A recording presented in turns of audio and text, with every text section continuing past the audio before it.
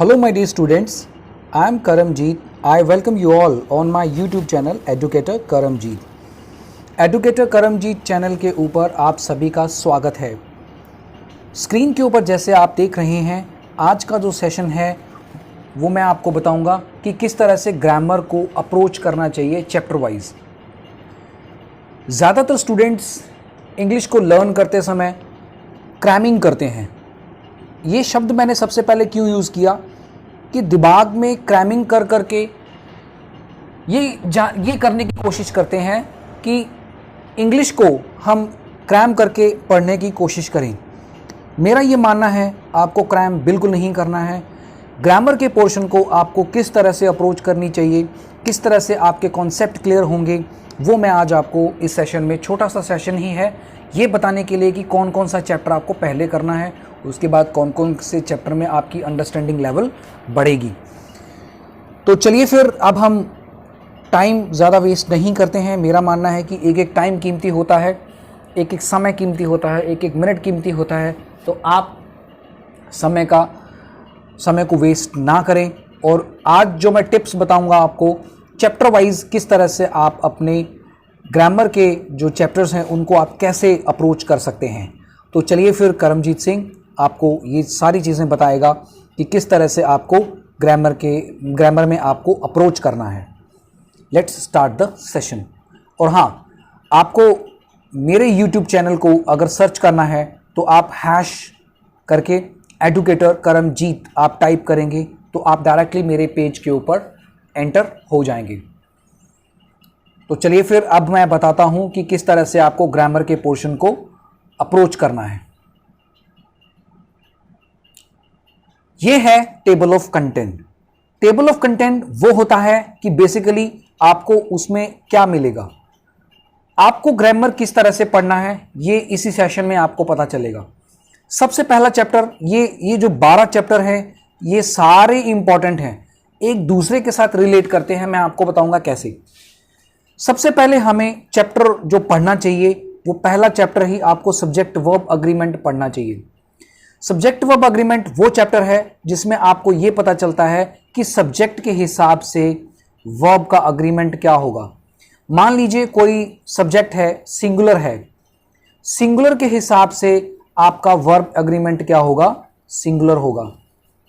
अगर वही subject plural है तो आपका वर्ब अग्रीमेंट क्या होगा, प्लूरल होगा।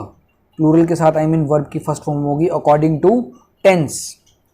इसी हिसाब से आपका सब्जेक्ट वर्ब अग्रीमेंट आपको देखना है। सबसे पहले इसमें हम लर्न करेंगे सब्जेक्ट की बहुत सारी टर्म्स, जो कि मैंने अपने यूट्यूब चैनल के ऊपर सब्जेक्ट वर्ब अग्रीमेंट का चैप्टर मैंने करवा रखा है। इस चैप्टर से आपको नाउन और प्रोनाउन के जो सब्जेक्ट्स होते हैं वो चीजें आपको पता चलेंगी। नेम, जैसे नाउन है, नाउन में किसी पर्सन का नाम होता है, किसी चीज का नाम होता है, क्या वो सिंगुलर हैं या प्लूरल हैं, वो सारी चीजें आपको इसके अकॉर्डिंग सब्जेक्ट वर्ब अग्रीमेंट के अकॉर्डिंग, अगर कोई नाउन सिंगुलर है तो वो कैसे काम करता है सब्जेक्ट वर्ब अग्रीमेंट में, अगर कोई नाउन प्लूरल है या प्रोनाउन प्लूरल है तो किस तरह से काम करता है सब्जेक्ट वर्ब अग्रीमेंट में, वो आपको इससे पता चलेगा। अग्रीमेंट का मतलब होता है समझौता। मान लीजिए आपके घर में सदस्य हैं, 6 सदस्य हैं। 6 सदस्य में सिर्फ और सिर्फ 4 लोगों के खाने के लिए सामान बचा है। आप उस टाइम पे क्या करेंगे? क्या 2 लोग भूखे होंगे या 6 के 6 खाएंगे? आप उसमें से क्या करेंगे? आप 4 लोग जब खाना खा रहे हैं उसमें से थोड़ा थोड़ा करके उन 2 लोगों को भी खाना खिलाएंगे। इसका मतलब क्या है? उन 4 पर्सन्स ने 2 लोगों के साथ एक अग्रीमेंट किया कि चलो हम कर रहे हैं तो आप भी करिए। इसी तरह से सब्जेक्ट वर्ब अग्रीमेंट में एक सिंगल पर्सन के हिसाब से वर्ब अग्रीमेंट चेंज होता है, प्लूरल के हिसाब से वर्ब अग्रीमेंट चेंज होता है। इस तरह से आपको ये चीजें रिलेट कर करके आपको लर्न करनी होती हैं। देखिए, क्वांट का मैं एक एग्जांपल लेता हूं। देखिए, मान लीजिए आपने क्वांट सीखना है। आप कैसे सीखते हैं? आपको अगर ये कहे कि चलिए डीआई करिए, आप डीआई डायरेक्टली कर लेंगे? नहीं करेंगे। सबसे पहले आपको क्या सीखना है? आजकल तो चैप्टर वाइज डीआई आ रही है। मान लीजिए आपको चैप्टर वाइज डीआई करनी है, आप डायरेक्टली डीआई कर सकते हैं? नहीं कर सकते। उससे पहले आपको क्या करना पड़ेगा? चैप्टर्स के बेसिक्स सीखने पड़ेंगे। तो चैप्टर के बेसिक्स सीखने के लिए आपको क्या करना पड़ेगा? सबसे पहले बेसिक रूट जो मैथ का है वो आपको लर्न करना पड़ेगा। बेसिकली मैथमेटिक्स का जो रूट है वो है कैलकुलेशन।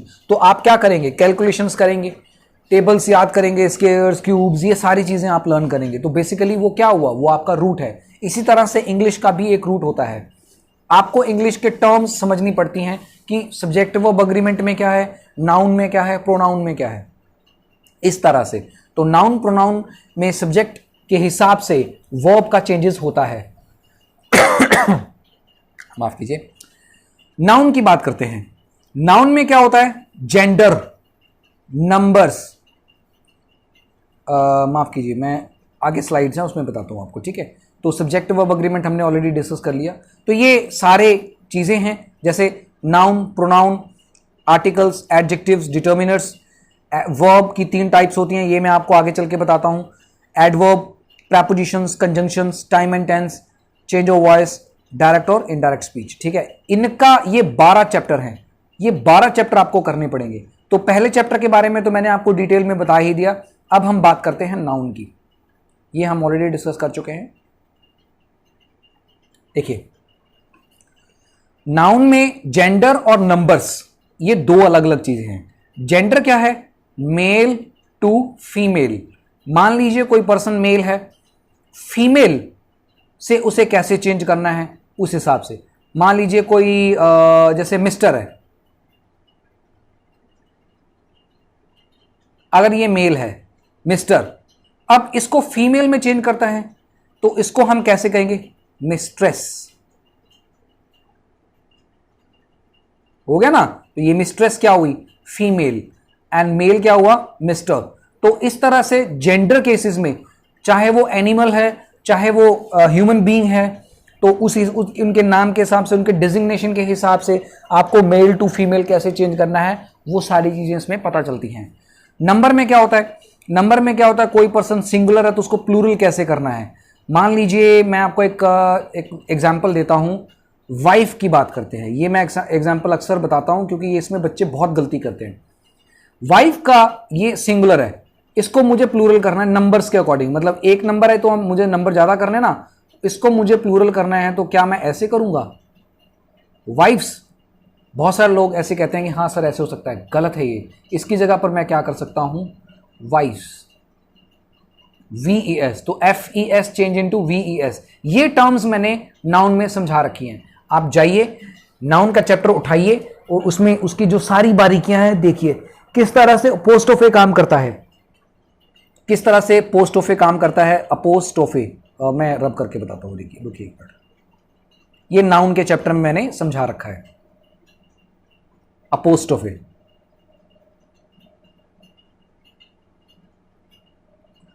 कोमा S और ऑफ, OF, इन दोनों में क्या मतलब होता है, दोनों का मतलब का, के, की तो होता है, लेकिन कहां कहां पर ये कौन सी चीज होती है, ये सारा मैंने नाउन में बता रखा है। जाइए नाउन के जितने भी पार्ट्स हैं आप उनको देखिए। प्रोनाउन क्या होता है, प्रोनाउन में नाउन की जगह पर यूज होने वाले क्या होते हैं, प्रोनाउन होते हैं। जैसे मान लीजिए कोई पर्सन है राम, राम की जगह पर हम क्या यूज कर सकते हैं, ही। बिल्कुल, क्योंकि राम एक मेल है, उसकी जगह पर हम क्या यूज कर सकते हैं, ही। अगर लिखा हो रामा, अब ये क्या हो गया, फीमेल, तो फीमेल की जगह पर हम क्या लिख सकते हैं, शी। उसका नाम लिए बगैर कोई शब्द अगर यूज होता है वो है प्रोनाउन, और इससे जेंडर क्लियर हो जाता है कि वो मेल है या वो फीमेल है। तो प्रोनाउन में हम ये चीजें सीखते हैं, कहां से, सिंगुलर और प्लूरल और एवरी, ईच, ये सारी चीजें प्रोनाउन के अंदर आती हैं। तो आप जाइए और वो चैप्टर पढ़िए। आप कहेंगे बार बार सर जाइए चैप्टर पढ़िए बोल रहे हैं, क्यों बोल रहा हूं, क्योंकि मैंने बड़े ही अच्छे तरीके से, अच्छा तो खैर आप ही बताएंगे, मैंने बड़े ही सिंपलेस्ट वे से बताया है, एक एक सिंगल एग्जाम्पल के अकॉर्डिंग बताया है, उसके चैप्टर की सारी चीज़ें बता रखी हैं। आप जाइए और करिए बहुत जल्दी। देखिए मेरा एक मोटिव है, मैं चाहता हूं जिस तरह से आप मैथ्स करते हैं ना, मैथ्स के चैप्टर करते हैं, इसी तरह से आपको इंग्लिश के चैप्टर भी करने चाहिए। उसके बाद आप कंपटीशन एग्जाम में जो बड़े बड़े क्वेश्चंस मैं लेके आऊँगा आने वाले टाइम में एग्जाम के पॉइंट ऑफ व्यू से, वो सारे आपको यहाँ पर मिलेंगे। और जल्दी जैसे ही हम लोग यूट्यूब के कुछ क्राइटेरियाज हैं उसको जब हम कवर कर लेंगे, उसके बाद मैं एक ऑनलाइन सेशन और वाइट बोर्ड के ऊपर भी मैं बहुत जल्दी, जब हमारे कुछ क्राइटेरियाज कवर हो जाएंगे फिर उसके बाद हम शुरू करेंगे। आर्टिकल्स क्या होता है? ए, एन, द। स्कूल में तो हमने बड़ी बार पढ़ा है, लेकिन एग्जाम के पॉइंट ऑफ व्यू से कैसे आर्टिकल यूज होता है हम ये देखेंगे। कहां कहां ए लगता है, एन लगता है, द लगता है। कुछ आर्टिकल्स ऐसे होते हैं, ओमिशन होते हैं कि वहां पर आर्टिकल्स नहीं लगते। वो सारी टर्म्स मैंने समझा रखी हैं, जाइए देखिए, सेशन देखिए। आर्टिकल्स के आई थिंक 4 वीडियोस बना रखी हैं मैंने, छोटे छोटे हैं, आधे आधे घंटे की, एक 9 मिनट की, ऐसे कुछ समथिंग लाइक दैट, ऐसा ही कुछ, ठीक है। और कुछ है, अब ए, एन और वन के बीच में क्या डिफरेंस है ये भी आपको समझ में आएगा। हालांकि दोनों का मतलब तो एक ही होता है, लेकिन वन कहाँ यूज होता है, ए, एन कहाँ यूज होता है, ये सारी तमाम बारीकियां मैंने वहां पर समझाई हुई हैं। एडजेक्टिव्स क्या होते हैं? एडजेक्टिव होता है किसी चीज की विशेषता। विशेषता, मान लीजिए आप हैं, मोटे हैं, नाटे हैं, काले हैं, पीले हैं, जो भी हैं, व्हाटएवर, तो वो आपकी विशेषता है। एक इसमें डिग्री ऑफ कंपैरिजन भी आता है। तो डिग्री ऑफ कंपैरिजन कहां कहां लगता है वो सारी चीजें मैंने इसमें बता रखी हैं। डिग्री ऑफ कंपैरिजन, चल नहीं marker, okay, degree of comparison, okay. इसके अलावा यहां पर एक मैं लिखना भूल गया हूं, डिटर्मिनर्स। तो जो डिटर्मिनर्स होते हैं जैसे लिटिल, फ्यू, तो ये वाले वर्ड्स भी डिटर्मिनर्स में आते हैं। सम, मच, मैनी, ये सारे वर्ड ये कैसे यूज होते हैं? सम का मतलब क्या है, मच का मतलब क्या है, फ्यू कहां यूज होता है, अ फ्यू कहां यूज होता है, द फ्यू कहां यूज होता है, द लिटिल कहां होता है, अ लिटिल कहां होता है, लिटिल कहां होता है, कहां कहां, इन तीनों वर्ड्स की डिफरेंस बड़े सिंपल तरीके से मैंने समझा रखा है, आप जाइए और उसको देखिए।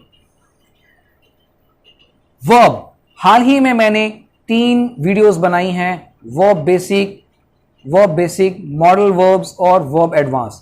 सबसे पहले आप लर्न करिए वर्ब बेसिक। वर्ब बेसिक में आपको पता चलेगा हेल्पिंग वर्ब और मेन वर्ब किस तरह से काम करती है। इसमें फाइनाइट इसमें आएगा आपको, ओके। मॉडल वर्ब में 13 मॉडल हैं, 13 मॉडल को किस तरह से सही टाइम पे कैसे यूज करना है उसकी सारी विद एग्जांपल्स, विद लाइन, और मेरे खुद के नोट्स बनाए हुए हैं नोटबुक के, वो सारे आपको पता चलेंगे। वर्ब एडवांस में आपको क्या मिलेगा? इसमें आपको मिलेगा इन्फिनिटिव,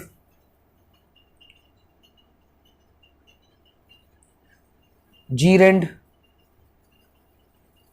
एंड पार्टिसिपल। ये सारी चीजें आपको मिलेंगी, इन्फिनिटिव, जीरेंड, पार्टिसिपल। तो ये सारी की सारी चीजें आपको उसमें मिलेंगी, ये है।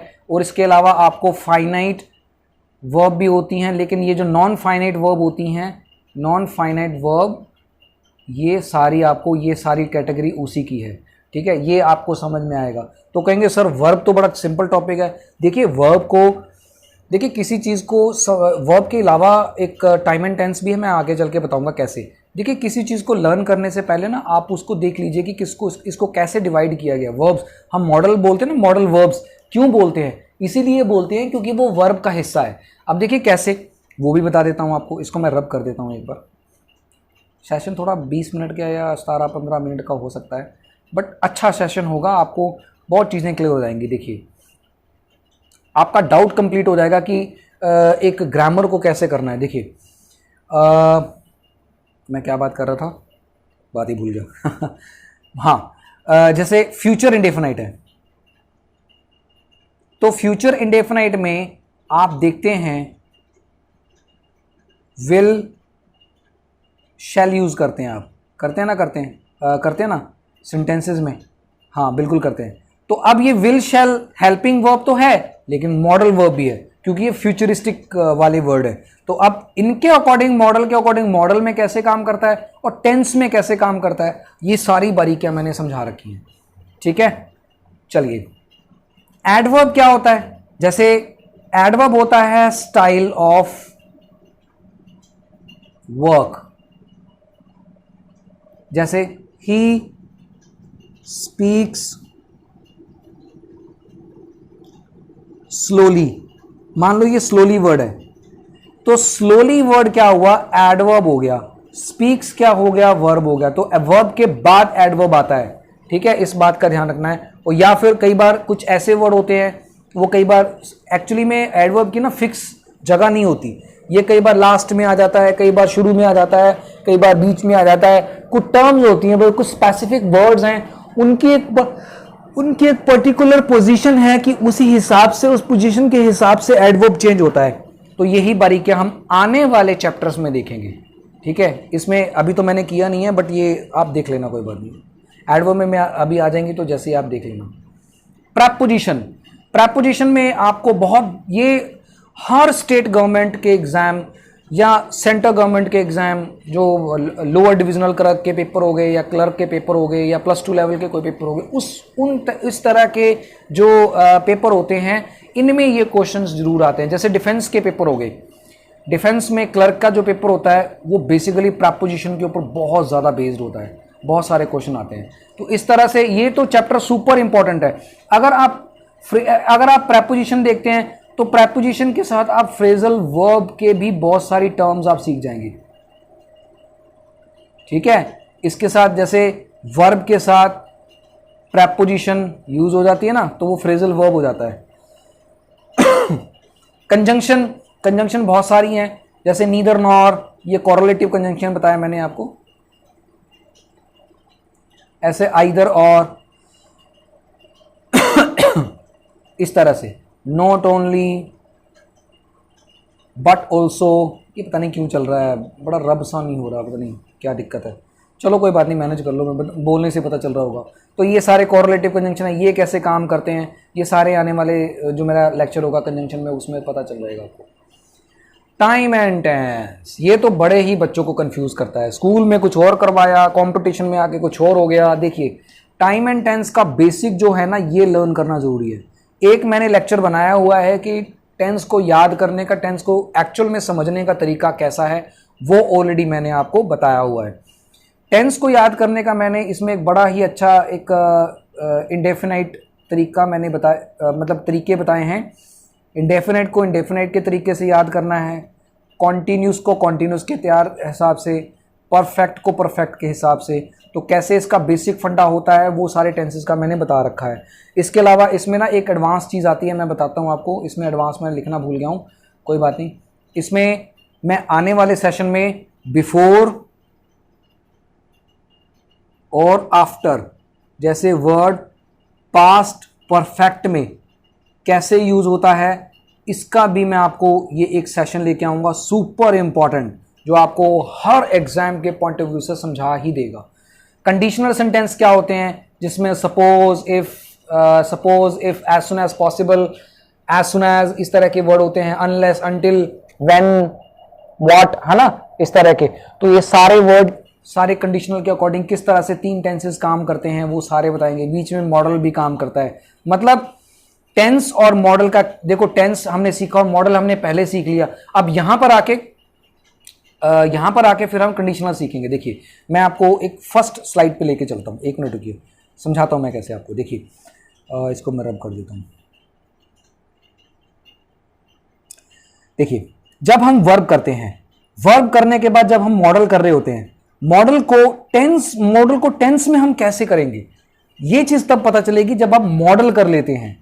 अब उसके बाद फिर टेंस में इसका क्या रोल है, कंडीशनल सेंटेंस में इसका क्या रोल है, वो हम समझेंगे आगे चल के, है ना। मैंने इसलिए वर्ब की कैटेगरी में है तो मॉडल वर्ब, लेकिन वर्ब तो अब टेंस में भी काम आती है, मेन वर्ब के अकॉर्डिंग है, हेल्पिंग वर्ब के अकॉर्डिंग। अब कंडीशनल सेंटेंसेस में कैसे यूज होगी, वो हम आगे चल के देखेंगे। तो इसलिए कोई ना कोई चैप्टर किसी ना किसी से रिलेट करता है। देखिए, आगे चलते हैं, एक बार मैं और समझा दूं, फिर उसके बाद हम करेंगे क्वेश्चन टैग। क्वेश्चन टैग कैसे होता है ना, जैसे बोलते हैं ना, क्या तुम कल आओगे या नहीं, तो इस तरह से एक रिटर्न में लिखा जाता है, would you come tomorrow, want you, तो इस तरह से। तो अब ये कैसे आता है, यही चीज हम देखेंगे, वो क्वेश्चन टैग में आएगा। वो क्वेश्चन टैग भी टेंस का हिस्सा है। यूट्यूब के ऊपर ना बहुत सारा भोकाल मचाया हुआ है, क्वेश्चन टैग अलग करवा देते हैं, कंडीशनल अलग करवा देते हैं, बेसिक्स अलग करवा देते हैं। अरे भाई, जो चीज़ रिलेटेड है जिस चीज़ से, उसको उसी हिसाब से करवाइए, मेरा ये मानना है। पेड कोर्सेज में करवाते क्या हैं, यही तो चीजें करवाते हैं। पेड कोर्सेज में उठा उठा के आपको ये चीजें जो मैं करवा रहा हूं आपको, मैं अपनी बढ़ाई नहीं कर रहा हूं, मैं आपको सीधी बात बताता हूं। पेड कोर्सेज जो आप लेते हैं वो वहां पर भी यही चीज बताते हैं कि इस तरह से रिलेट करते हैं। अरे हम तो वैसे ही कर रहे हैं यार, एजुकेशन है, आप बुक्स उठा के भी तो पढ़ सकते हो, कोई भी किताबें उठा लो उसमें भी आपको ये चीजें मिलेंगी, लेकिन एटलीस्ट चीजें तो रिलेट कर रही है ना, कर सकते हैं आप इजीली। और इसीलिए मैं कहता हूं चीजें, मैं अभी फर्स्ट स्लाइड पे दोबारा आऊंगा, दो चीजें और रह गई हैं, उसको हम डिस्कस कर लेते हैं। देखिए टाइम टेंस करेंगे तो वॉइस नरेशन भी आ जाएगा, लेट वाले इंपैरेटिव सारे कर लेंगे हम, उसमें नरेशन भी इजीली आप कर लोगे, कोई दिक्कत नहीं है। अगर उसमें पास्ट की चीजें ज़्यादातर हमें ध्यान करनी होती हैं, ठीक है। अब मैं पहला माफ कीजिए, अब मैं पहली स्लाइड पे चलता हूं। अब मैं चीजें बताता हूं कौन कौन सी चीजें कैसे कैसे रिलेट करती हैं, ये बतानी जरूरी है, क्योंकि तभी आपको पता चलेगा कि एक सिस्टमेटिकल तरीके से ग्रामर को अप्रोच हमें कैसे करना चाहिए। देखिए पहला मैंने बताया सब्जेक्ट वर्ब अग्रीमेंट, नाउन और प्रोनाउन की बहुत सारी चीजें आप कवर कर लेंगे। इसमें जब सब्जेक्ट वर्ब अग्रीमेंट आप पढ़ेंगे तो नाउन और नंबर्स और जेंडर तो ऑटोमेटिकली आपको पता चल जाएगा जब आप पढ़ेंगे, तो उसमें अच्छा इसका ये रहेगा। आर्टिकल पढ़ेंगे, इसमें आपको ए एन द और वन का डिफरेंस पता चलेगा। एडजेक्टिव और डिटर्मिनर्स वैसे तो एक ही चैप्टर है, लेकिन बहुत सारे आजकल की मॉडर्न इंग्लिश में डिटर्मिनर्स को अलग ही चैप्टर बना के शो किया जाता है, बट हम इसी में ही करेंगे। वर्ब में बेसिक, मॉडल और एडवांस बहुत कम लोग करवाते हैं, लेकिन मैं आपको करवाऊंगा, कोई दिक्कत नहीं है। मॉडल ये रिलेट करता है टेंस के अकॉर्डिंग। एडवर्ब में बहुत सारे ऐसे वर्ड हैं जहां पर विदाउट एल वाई आपको पता चलेगा, भी बिना एल वाई के भी सेंटेंसेस आते हैं। प्रपोजिशन में आपको मैंने बता ही दिया कि बहुत सारी प्रपोजिशन है, जितनी प्रैक्टिस करेंगे मैं आपको कराऊंगा, जैसे जैसे अपने चैप्टर आगे बढ़ते जाएंगे हम प्रैक्टिस करेंगे। कंजंक्शन में तो कंजंक्शन तो एक अलग ही है। तो अब जैसे अब यहां पर देखिए, अगर आप टाइम एंड टेंस सीख जाते हैं, मान लीजिए आप टाइम एंड टेंस सीख जाते हैं, तो आपको वॉइस नरेशन तो इजीली समझ में आ जाएगा। अब ये 3 चैप्टर ऐसे हैं ये रिलेट आपस में करते हैं, ठीक है, क्योंकि चेंज ऑफ वॉइस को हमें पैसिव मोड में लेके जाना है, पैसिव क्या होता है, एक्टिव क्या होता है, ये सारी चीजें हम लर्न करेंगे। तो जो 12 के 12 चैप्टर हैं आपस में रिलेट करते हैं। हम नहीं कहते जैसे कई बार डीआई करते हैं तो एवरेज कर लो, परसेंटेज कर लो, ये आपस में रिलेट करते हैं। प्रोग्रेसिव अर्थमेटिक प्रोग्रेशन वाले कुछ रूल्स होते हैं तो वो भी बड़े रिलेट करते हैं। कुछ क्वेश्चन ऐसे होते हैं जो एलिगेशन से हो जाते हैं, है ना। तो आपको वहां पर जब मैथ में कोई ना कोई चैप्टर आपस में रिलेट करता है तो इंग्लिश में भी रिलेट करता है। ये अपने मन से डाउट निकाल दो गाइज। आपको जो मैंने यहां तक 6 चैप्टर मैंने करवा दिए हैं, इन सब की 2 से 3 वीडियोस अवेलेबल हैं। आप जाइए, सेशन को देखिए, नोटबुक लगाइए, नोटबुक के ऊपर आप नोट करिए जो चीजें मैंने आपको बताई है। चाहे कोई पर्सन ट्रेनर बनना चाहता है तब भी उनके लिए बहुत इंपॉर्टेंट है। और एक चीज का मैं आपको वादा करता हूं, अगर इन चैप्टर्स में से अगर कोई चीज रह जाती है तो मेरा जो प्रैक्टिस सेशन होता है, उस प्रैक्टिस सेशन में जो रिमेनिंग चीजें रह जाती हैं मैं वो भी करवा देता हूं, ठीक है। तो आई होप आपको ये सेशन पसंद आया होगा। ज़्यादा बातें हम नहीं करेंगे और मुझे लगता है कि हम एक लेवल अचीव करें एक अच्छे तरीके से, चाहे वो स्टेट गवर्नमेंट है चाहे वो सेंट्रल गवर्नमेंट है। ये चीज़ें मैं बोल बोल के बताता हूँ। ग्रामर सभी में सेम रहती है, कोई चीज़ें चेंज नहीं होती, चाहे आप कैट की तैयारी कर लीजिए, कुछ भी। हम ये छोटी छोटी चीज़ें करेंगे तब हम बड़े लेवल के क्वेश्चंस को अटेम्प्ट कर पाएंगे। चाहे जितना मर्जी डिफिकल्ट क्वेश्चन आ जाए आप इजीली अटेम्प्ट कर जाएंगे। चलिए फिर अब हम इस सेशन का एंड करते हैं। तो इन्हीं शब्दों के साथ अब हम बाय बाय करते हैं। ख्याल रखिए अपना। कोविड-19 में अभी कोविड-19 की वजह से रिक्रूटमेंट प्रोसेस अभी थोड़ा होल्ड है। अभी कुछ रिक्रूटमेंट्स हो रही हैं, IBPS PO की आ गई हैं। अभी 250 पोस्टें बैंक ऑफ महाराष्ट्र ने भी रिवाइज़ कर दी हैं और इसी के साथ 1400 लमसम पोस्टें हो चुकी हैं। पहले 1100 थी, अब बाकी पोस्टें अभी आनी बाकी हैं। जैसे जैसे आएंगी तो उसी हिसाब से वो अपडेट हो जाएंगी। आप अपना फॉर्म ज़रूर भरिए और IBPS के एग्ज़ाम्स की तैयारी करिए। तो चलिए फिर इन्हीं शब्दों के साथ अब हम अपने इस सेशन का एंड करते हैं। Thank you for watching this video. Stay happy, stay safe. जय हिंद, जय भारत। Stay tuned.